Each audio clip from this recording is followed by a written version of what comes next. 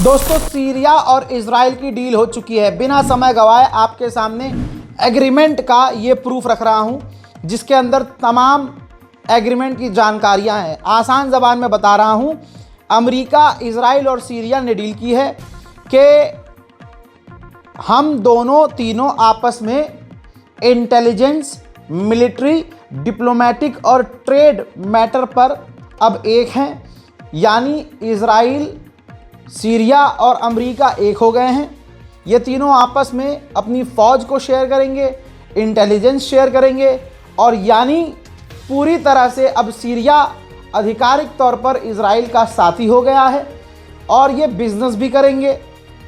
जो सीरिया में rare earth minerals और तेल हैं, अब उस पर अमेरिका और इजराइल नाच नाचेंगे। और सीरिया के आपके पसंदीदा जोलानी ने, मुसलमान जिससे उम्मीद कर रहे थे, उसने सीरिया को पूरी तरह से अमेरिका और इजराइल के हाथ में दे दिया है एग्रीमेंट करके। रिपोर्ट आगे की ये है कि दमिश्क के अंदर, सीरिया की राजधानी के अंदर अब इजराइल अपना दफ्तर खोलेगा। ये दफ्तर कम कंट्रोल सेंटर जो इजराइल अब सीरिया की गवर्नमेंट को कंट्रोल भी करेगा। देखिएगा आप, देखते रहो। दोस्तों, एग्रीमेंट करने के बावजूद सीरिया के अंदर इजराइल के फौज कई और इलाकों में घुसी और उसने रेड किया। अब ये रोज़ होगा। कर लिया ना एग्रीमेंट। अब देखो हजरात, उधर सीरिया की फौज और कुर्दिश के लड़ाकों में झड़प हुई है, जिस झड़प के अंदर 7 लोग दोनों तरफ के मिला के मारे गए हैं। झड़प सीरिया में इतनी ज़्यादा हो रही है कि ये तस्वीर देखिए, उन इलाकों से जो सीरिया के लोग हैं जहां झड़प हो रही है, उन इलाकों को छोड़कर जाने पर मजबूर हो गए हैं। बताइए, एग्रीमेंट करके इजराइल से हाथ मिलाकर, अमेरिका से हाथ मिलाकर, जोलानी की सरकार बनाकर वहां अमन और शांति आई? ये मेरा एक सवाल है उन लोगों से जो जोलानी के समर्थक हैं। उधर सोमालिया के 2 टुकड़े करके सोमालिया लैंड पहुंचा है इजराइल का विदेश मंत्री, जहां पर उन गरीब लोगों ने, इतना गरीब देश है कि अगर आप बाहर से देखेंगे तो देखिए सड़कें, इमारतें, लोग नज़र आ रहे हैं कि कितने गरीब हैं। तो गरीबी का फ़ायदा उठाया, पैसे का दम दिखाया और उनको मान्यता देकर उनके अंदर अब इजराइल घुस गया। हजरात, बाहर से तो गरीब है, लेकिन जब सोमालिया लैंड के ऑफिशियल दफ्तर में वो घुसे तो अंदर का नज़ारा कुछ और है। लग रहा है कि इजराइल और अमेरिका ने अच्छा खासा पैसा खर्च सोमालिया लैंड पर किया है, जिसका रिजल्ट ये है कि सोमालिया लैंड पूरी तरह से अमेरिका और इजराइल के आगे बिछ गया है। इसके बाद जो अरब लीग है, अफ्रीकन यूनियन है और सोमालिया है, इसने तीनों ने मिलकर निंदा की है। लेकिन निंदा करने से होगा क्या? जो होना था वो हो गया। वहीं इजराइल पूरे मिडिल ईस्ट में तबाही मचा रहा है और अमेरिका भी वेनेजुएला एग्जाम्पल है। दोस्तों, इजराइल ने एक बार फिर से लेबनान पर हमला किया और हमले के बाद हाल क्या हुआ है वो मैं आपको दिखाने वाला हूं। इस हमले में लेबनान के 2 आम नागरिक मारे गए हैं।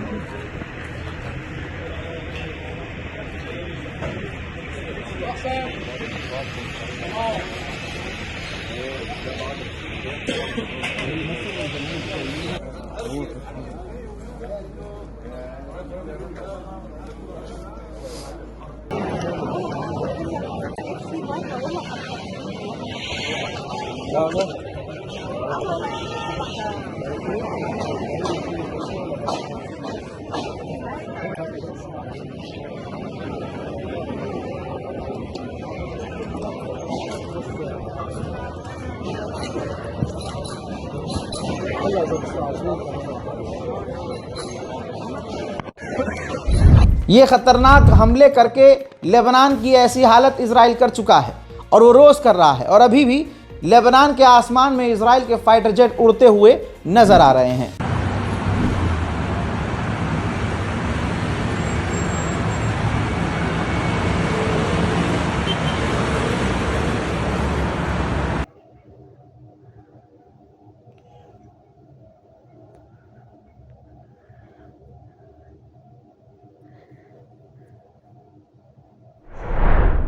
अब लेबनान का राष्ट्रपति, जो अमेरिका के द्वारा अमेरिका का पसंदीदा आदमी लेबनान का जो राष्ट्रपति बनाया गया, उसने मांग की है कि इजराइल लेबनान से बाहर निकले और हमले बंद करे।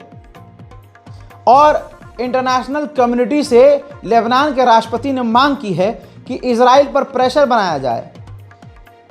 जब तुम खुद खुलकर अमेरिका का साथ दे रहे हो, अमेरिका के इशारे पर चल रहे हो, तो फिर इंटरनेशनल कम्युनिटी के आगे क्यों रो रहे हो? फिलिस्तीन के लिए जो बरतानिया के लोग सड़कों पर हैं, ब्रिटेन उन्हें मार पीट कर गिरफ्तार कर रहा है।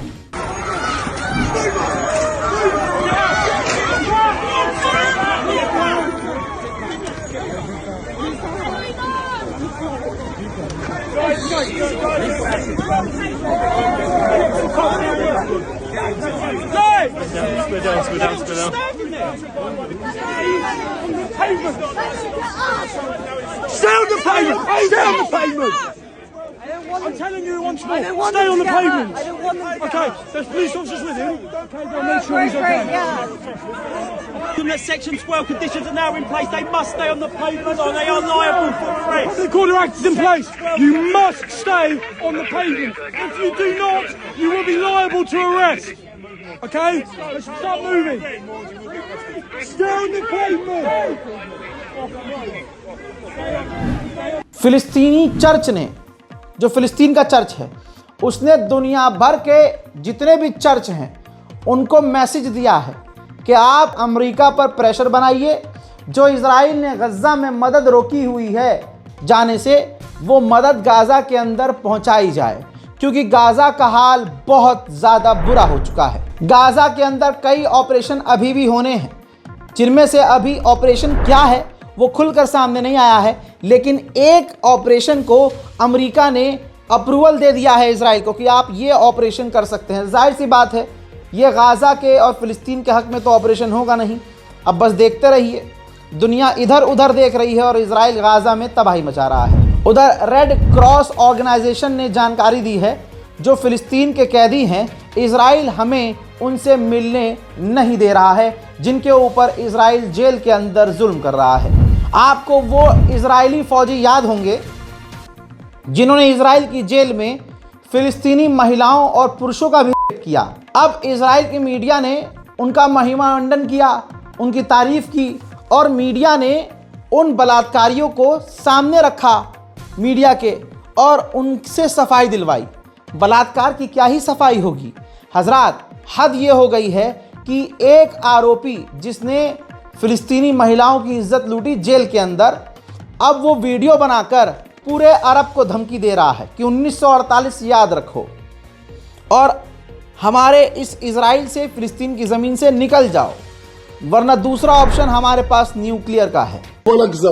والدولة العرب إلى واحد بده يخط رجله هون بقولكم من هون اليهودي ولا كاتين ولا عكيد ولا إشي، جايز عليكم نووي من الصغير لكبير، نحرقكم دولتكم، ولا واحد ياخد القدس. 3 الطريق جايين على القدس، 3 الطريق اليهود والمسيحيين والمسلمين.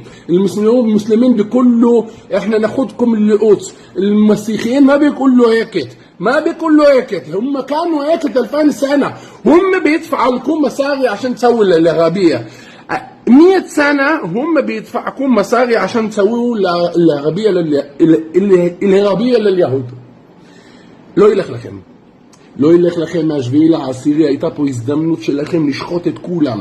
הקדוש ברוך הוא הורס לכם את כל התוכניות, ואנחנו הולכים לבנות בית מקדש בירושלים, ואנחנו ננקה בעזרת השם את הארץ מכל האויבים, ומי שישים דגל ישראל हजरात, पूरी दुनिया में दो तरह के लोग हैं जिनके अंदर इंसानियत नहीं है।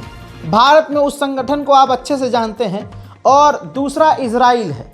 ज़रा देखिए इजराइलियों को, जो इजरायली इन्फ्लुएंसर्स हैं वो फ़िलिस्तीनी भूखे लोगों का मजाक उड़ा रहे हैं, पानी पीते हुए, खाना खाते हुए। उसके बाद इन्होंने वीडियो लगाई है भूखों की, और ये फास्टिंग बता रहे हैं कि मैं, मतलब एक मीम बनाया है इन्होंने, तो यानी फास्टिंग का मीम बनाकर गाज़ा के भूखों का फुटेज इस्तेमाल किया गया है इजरायलियों के द्वारा, और ये वेस्टर्न मीडिया भी यही कर रहा है। वहीं जापान भी कहीं ना कहीं इजराइल के साथ है।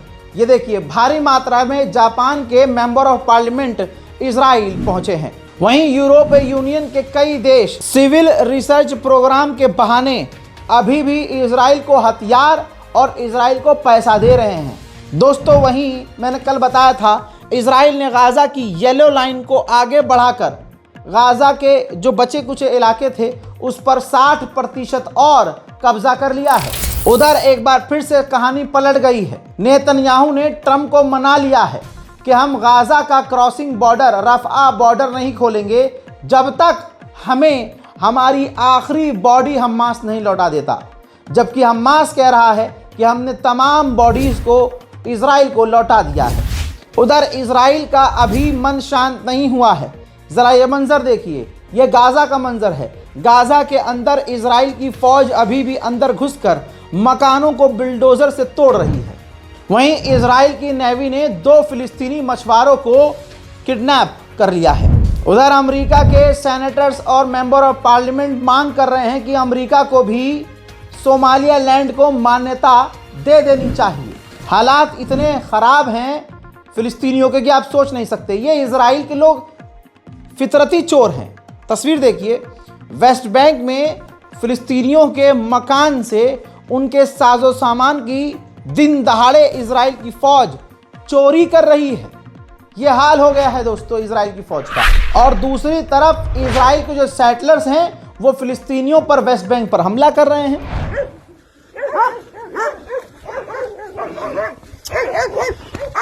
תעזוב להם את המים, תעזוב להם את המים, תעזוב להם את המים, תעזוב להם, תעזוב להם את המים, אל תיגע בי, אל תיגע בי, אתה מצולם, אתה מצולם, תעזוב להם את המים, אתה מצולם. इसी वेस्ट बैंक में दूसरी तरफ इजराइल ऑपरेशन के तहत, कब्जा करने के ऑपरेशन के तहत फिलिस्तीनियों को मकान को खाली करवा के मकानों को तोड़ रहा है। आप सोचिए दुनिया कितनी हिजड़ी हो गई है। ये देखिए फिलिस्तीन की यूनिवर्सिटी में इजराइल की फ़ौज घुस गई और यूनिवर्सिटी के अंदर ओपन फायर कर रही है। इस ओपन फायर की वजह से कई फिलिस्तीनी बुरी तरह से घायल हुए हैं, जिनको अस्पताल में भर्ती कराया गया है। इजराइल जितना भी जुल्म कर ले, लेकिन इजराइल का जो बुरा हाल है वो इजराइल छुपा नहीं सकता, क्योंकि अभी हम जैसे कुछ अभी जिंदा हैं जो ये तस्वीर दिखा रहे हैं। ज़रा देखिए, ये वो प्रदर्शनकारी हैं जो इजरायली हैं और कट्टर इजरायली हैं। ये विरोध कर रहे हैं, सड़कों पर प्रदर्शन कर रहे हैं कि हमें इजराइल की कातिल फ़ौज में शामिल नहीं होना है, हमें इजराइल की फ़ौज में कोई सर्विस नहीं करनी है। और इजराइल की फ़ौज इनके ऊपर हमला कर रही है, वाटर कैनन का इस्तेमाल कर रही है और गिरफ्तारियां कर रही है।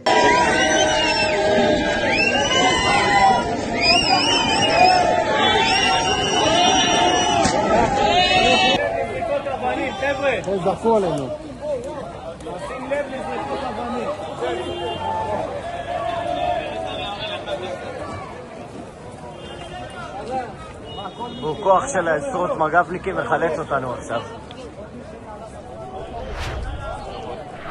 दोस्तों अब ये एक खतरनाक वीडियो है जिसको मैं ब्लर कर रहा हूं।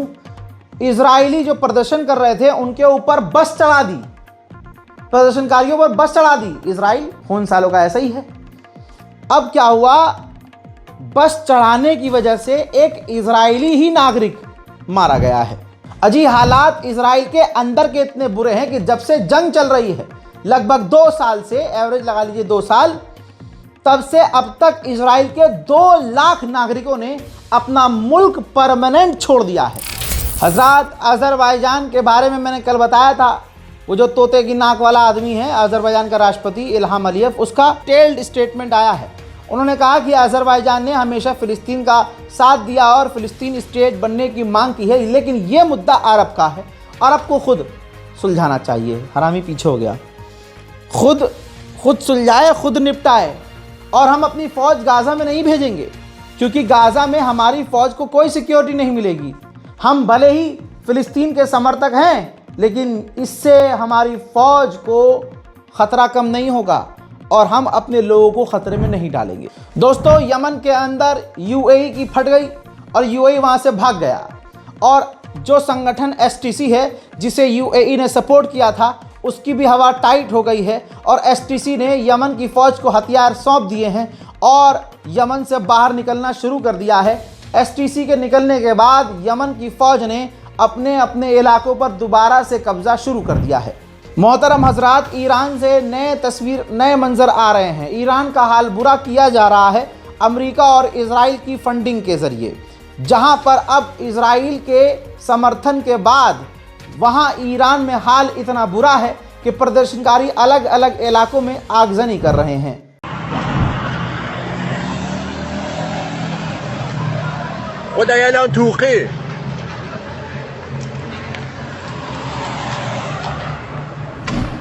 ईरान की सरकार न डरी है इन तमाम चीज़ों के बाद, न झुकी है, बल्कि ईरान की सरकार अब ड्रोन के जरिए इन प्रदर्शनकारियों पर नज़र रख रही है। हजरात, गाज़ा की जो हालात हैं आपके सामने हैं। इस बारकोड का इस्तेमाल कीजिएगा। बारकोड काम ना करे तो अकाउंट डिटेल नीचे दिया है, IFSC code, account number, account holder Ali Raza, saving account Kotak Mahindra bank, ताकि आप डायरेक्ट बैंक ट्रांसफ़र के ज़रिए भी गाज़ा और फ़िलिस्तीन की मदद के लिए आगे आ सकें।